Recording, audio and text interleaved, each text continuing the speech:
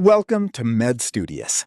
In this video, we're building the complete clinical atlas of the back and buttocks, the posterior body mapped with topographical precision. The back is one of the most clinically challenging regions in all of medicine. It is the site of the most common pain complaint in the world, affecting an estimated 80% of the global population at some point in their lives. Yet back pain remains frustratingly difficult to diagnose precisely, largely because many clinicians lack a clear topographical framework for localizing it. This video gives you that framework. We will cover all 13 named regions of the posterior body, organized into 5 functional groups: the central vertebral axis, the scapular complex, the lateral borders, the lumbar danger zones, and the lower gluteal transition. We will also study the 5 topographical zones with their nerve supplies and clinical correlations, from C3 tension headaches at the top all the way down to Piriformis syndrome and hip pathology in the gluteal zone. This is not just anatomy. This is the clinical language of the posterior body. Let's map it together. Before we name individual regions, we need to understand the single most important clinical principle of posterior topography, moving from vague symptoms to precise localization. This slide shows the 3-step diagnostic transformation. Step 1 is the patient presentation. A patient walks in reporting diffuse, undefined back pain. The entire posterior trunk appears affected. This is how patients describe pain, broadly, emotionally, and without anatomical precision. Without a framework, the clinician is lost. Step 2 is applying the topographical framework, overlaying the standardized clinical boundaries of the back onto the patient's symptom report. This immediately divides the complaint into zones, each corresponding to specific underlying structures. Step 3 is accurate diagnostics, using those zones to isolate the injury and the underlying pathology. What changed between Step 1 and Step 3? Nothing about the patient. Everything about the clinician's ability to read the map. This is why topographical anatomy is not a theoretical exercise. It is a daily clinical tool. Mastering the regional boundaries of the back transforms vague complaints into targeted, actionable diagnoses. Every topographical map needs a central reference point, a fixed axis from which all other regions are measured. On the posterior body, that axis is the vertebral region.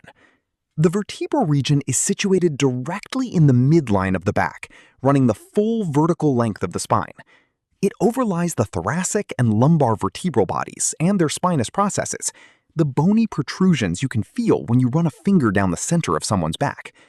These spinous processes are the primary surface landmarks for spinal level identification, used in procedures like lumbar puncture, epidural anesthesia, and spinal surgery. At the inferior end of this axis sits the sacral region, the inferior anchor of the entire posterior map. It is situated directly above the buttocks, at the very base of the spine, and overlies the sacrum, a triangular wedge bone formed by the fusion of 5 sacral vertebrae. The sacrum articulates with the iliac bones on both sides at the sacroiliac joints, a common site of inflammatory and mechanical pain, particularly in young adults and athletes. Together, the vertebral and sacral regions form the structural spine of the entire posterior topographical map. Moving laterally from the vertebral axis, we encounter the most visually dominant structure of the upper back, the scapular complex. The scapular region overlies the scapula bone bilaterally, the broad, flat, triangular bone that floats on the posterior thorax, held in place not by a bony joint, but entirely by muscular attachments. The scapular region is surrounded by 4 neighboring zones that collectively frame the upper back: the clavicular region superiorly, the vertebral region medially, the thoracic cage region inferiorly, and the humeral head region laterally. Most critically, the scapular region houses the key muscles of the rotator cuff: supraspinatus, infraspinatus, teres minor, and subscapularis, and serves as the orienting hub for all surrounding upper back topography. Clinically, the scapular region is the site of scapular dyskinesis, abnormal movement patterns that contribute to shoulder impingement and rotator cuff pathology. It is also a zone of referred pain from cervical spine disorders, visceral pathologies, including cardiac and pulmonary disease, and direct trauma. Understanding its neighbors is essential for interpreting posterior upper body symptoms. 3 critical regions orbit the scapula, each housing a distinct muscular layer that defines the functional anatomy of the upper back. The first is the suprascapular region, located superior and medial to the scapular region itself. It immediately overlies the trapezius muscle, specifically the upper and middle fibers of the trapezius, the large kite-shaped muscle that elevates and retracts the scapula, supports the shoulder girdle, and is the most common site of tension-related muscle pain in the entire body. Upper trapezius trigger points are the leading cause of tension headaches and cervicogenic neck pain. The second region is the interscapular region, situated between the 2 scapulae and the vertebral region. It overlies the rhomboid major and minor muscles, which retract the scapula toward the spine. Interscapular pain is a classic presentation in thoracic disc disease, visceral referral from the esophagus, and postural strain from prolonged desk work. The third region is the infrascapular region, inferior to the scapular region, overlying the latissimus dorsi, the broadest muscle of the back, responsible for shoulder extension, adduction, and internal rotation. These 3 satellite regions together define the muscular architecture of the upper and mid-back. The posterior topographical map is completed laterally by 2 important regions that frame the outer edges of the back and connect it to the upper limb. The first is the deltoid region, specifically its posterior aspect. The deltoid muscle wraps around the shoulder in a triangular form, and its posterior fibers contribute to shoulder extension and external rotation. The posterior deltoid region is demarcated by the outline of the deltoid muscle and extends around the shoulder to connect with the anterior deltoid region described in our upper limb video. It is a common site for intramuscular injections when the gluteal site is unavailable, and it is frequently involved in direct shoulder trauma and posterior shoulder dislocations. The second lateral region is the lateral pectoral region, its posterior aspect. This region is bound medially by the scapular and infrascapular regions, and supralaterally by the axillary region of the upper limb. It overlies the lateral thoracic wall and contains the serratus anterior muscle on its deep surface. Serratus anterior weakness, often from long thoracic nerve injury, produces the classic clinical sign of winging of the scapula, where the medial border of the scapula protrudes away from the thorax, like a wing. As we descend from the mid-back into the lumbar region, we encounter one of the most clinically important concepts in posterior topography, the lumbar triangles. These are 2 distinct geometric spaces created by the convergence of major back muscles and skeletal structures in the lower back. What makes them clinically critical is what they lack. Unlike most of the back, which is densely protected by overlapping layers of muscle and fascia, these triangular zones have a relative absence of muscular coverage. This structural weakness renders them highly vulnerable to lumbar herniation, a condition where abdominal or retroperitoneal contents bulge through the weakened posterior abdominal wall into the back. There are 2 lumbar triangles, one superior and one inferior, and they sit on opposite sides of the erector spinae muscle group in the lumbar region. Their exact boundaries, which we will detail on the next slide, define the precise zone of vulnerability. Lumbar hernias, though less common than inguinal or femoral hernias, are notoriously difficult to diagnose without knowledge of these triangles. They can present as a soft posterior lump that enlarges with Valsalva maneuvers and are often mistaken for lipomas or muscle spasms. Now let's define the exact boundaries of both lumbar triangles, because knowing these borders is a classic anatomy examination question and an essential clinical skill.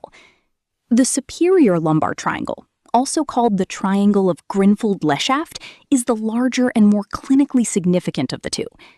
Its superior border is the 12th rib, its medial border is the quadratus lumborum muscle, and its lateral border is the internal oblique muscle. This triangle opens superiorly and is the more common site of lumbar herniation.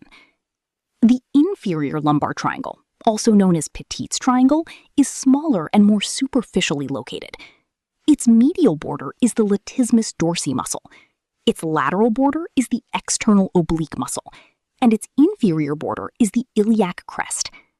Petit's triangle opens inferiorly toward the iliac crest and is easily palpable in thin individuals. A clinical pearl, the superior triangle lies deep to the latissimus dorsi, making it a true internal hernia site, while the inferior triangle is subcutaneous and therefore easier to palpate but less commonly herniated. Both are important to know for surgical planning and differential diagnoses of posterior lump presentations.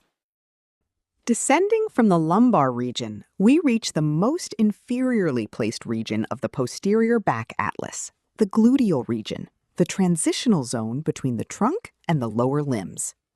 The gluteal region spans from the iliac crest superiorly to the gluteal fold inferiorly, the natural skin crease at the base of each buttock. It contains 3 gluteal muscles. The gluteus maximus is the largest and most superficial. It is the primary hip extensor and external rotator, generating the enormous forces needed for climbing, running, and rising from a seated position. Deep to it lies the gluteus medius, the primary hip abductor, critical for maintaining pelvic stability during single-leg stance. Its weakness produces the Trendelenburg gait.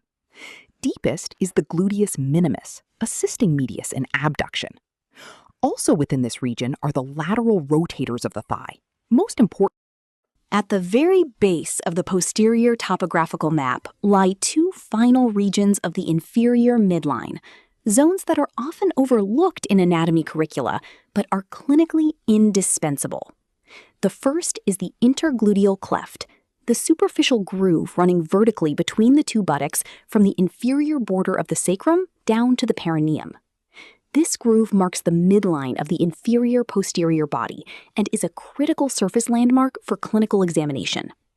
The intergluteal cleft is the site of pilonidal cysts, painful, often infected cysts that form in the midline of the needle cleft and are caused by ingrown hairs and skin debris trapping bacteria deep in the tissues. They are most common in young males and require surgical drainage or excision. The second region is the anal region, situated immediately deep to the intergluteal cleft, comprising the anus and the highly specialized perianal skin. It is encircled by the external anal sphincter and surrounded by the ischioanal fossa. Clinically, the anal region is the site of hemorrhoids, anal fissures, perianal abscesses, and fistulae, all conditions requiring precise regional knowledge for accurate examination and surgical management. Here it is, the complete clinical map of the back and buttocks, with all 13 distinct topographical regions displayed in a single, unified posterior view. Let's orient ourselves from top to bottom. The axis group in the center, the vertebral region running the full midline length, and the sacral region at its base. The scapular complex fanning outward on both sides, the scapular region itself in blue, the suprascapular region above it, the infrascapular region below it, and the interscapular region between the 2 scapulae. The lateral borders framing the outer back, the deltoid region at the shoulder, and the lateral pectoral region down the sides. The danger zones in the lumbar area, the superior and inferior lumbar triangles shown as the 2 vulnerable geometric spaces flanking the lumbar spine. And finally, the lower transition, the broad gluteal region on both sides, the intergluteal cleft in the midline, and the anal region at the base. 13 regions, 1 unified framework. For precise anatomical communication, structural diagnosis, and clear clinical documentation, this is the posterior body blueprint every medical professional must own. Subscribe to Med Studious for more maps like this one.